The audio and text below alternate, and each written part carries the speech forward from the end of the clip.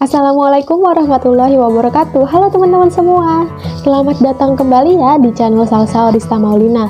Nah, pada kesempatan kali ini saya akan membahas tentang waktu, keberlanjutan, dan perubahan. Oh ya teman-teman semua, bagaimana nih kabar teman-teman di rumah? Semoga pada baik-baik aja ya. Amin.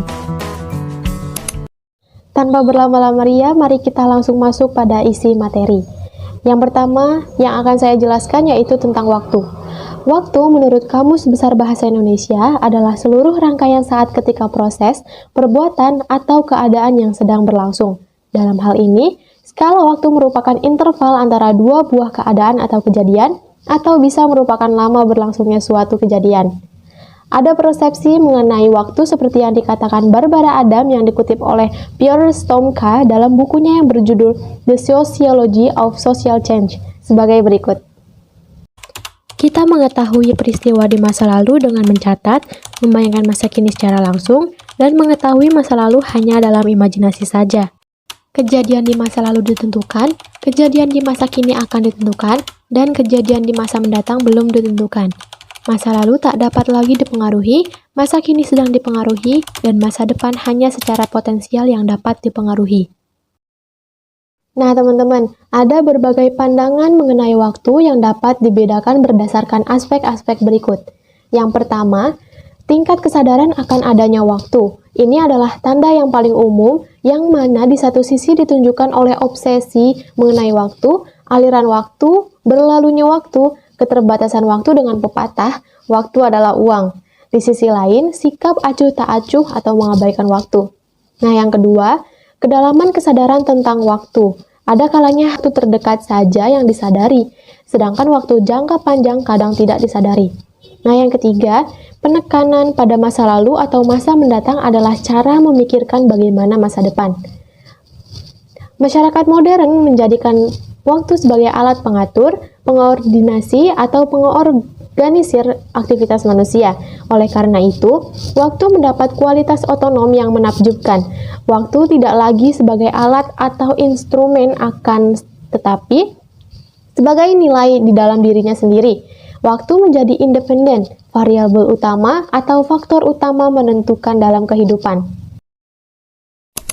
Pembahasan yang kedua, tentang keberlanjutan. Pembangunan keberlanjutan adalah pembangunan yang memenuhi kebutuhan masa kini tanpa harus mengurangi kemampuannya untuk memenuhi kebutuhan dari generasi yang akan datang. Pembangunan berkelanjutan harus memperhatikan pemanfaatan lingkungan hidup dan kelestarian lingkungannya agar kualitas lingkungan tetap terjaga.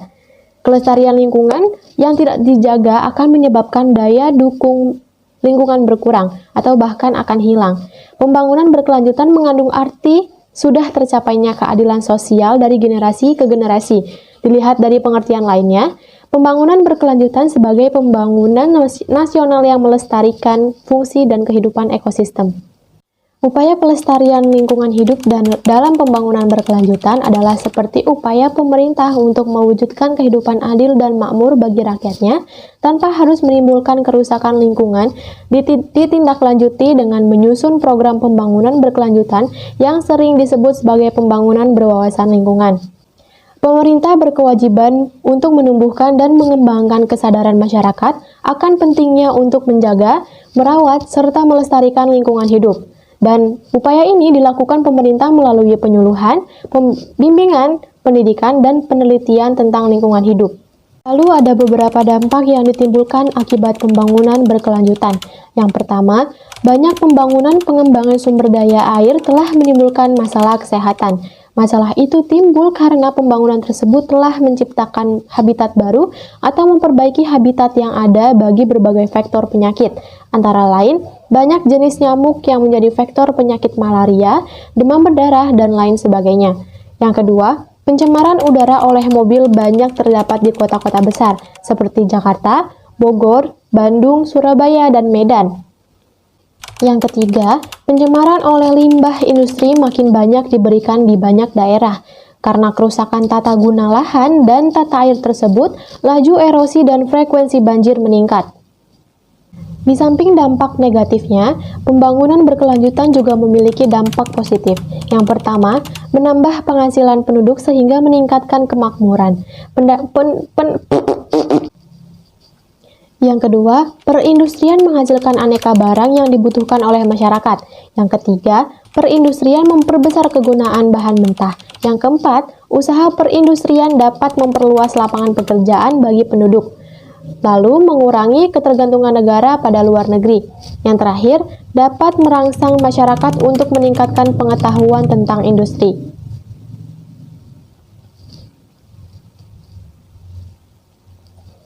Bahasan yang ketiga, tentang perubahan sosial. Perubahan sosial adalah bentuk peralihan yang merubah tata kehidupan masyarakat yang berlangsung secara terus-menerus karena sifat sosial yang dinamis dan bisa terus berubah. Karena pada hakikatnya, manusia tidak bisa berhenti pada satu titik tertentu sepanjang masa, yang artinya mereka akan selalu mengalami perubahan, baik itu perubahan yang cepat atau lambat, maupun perubahan yang kecil atau besar. Nah teman-teman, usai sudah video pembelajaran pada kesempatan kali ini. Jangan lupa klik tombol like, subscribe, dan share ke teman-teman kalian sebagai tanda bahwa kalian mensupport channel ini untuk dapat berkembang lebih baik lagi. Saya Salsa Orista Maulina pamit undur diri, sehat selalu dan tetap di rumah saja.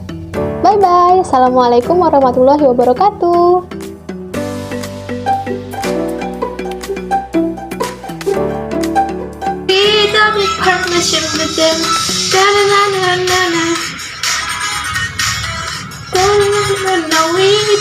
Permission to dance. Smooth like butter, like criminal undercover, going pop like trouble, breaking into your heart like that. You in my trap, say love is so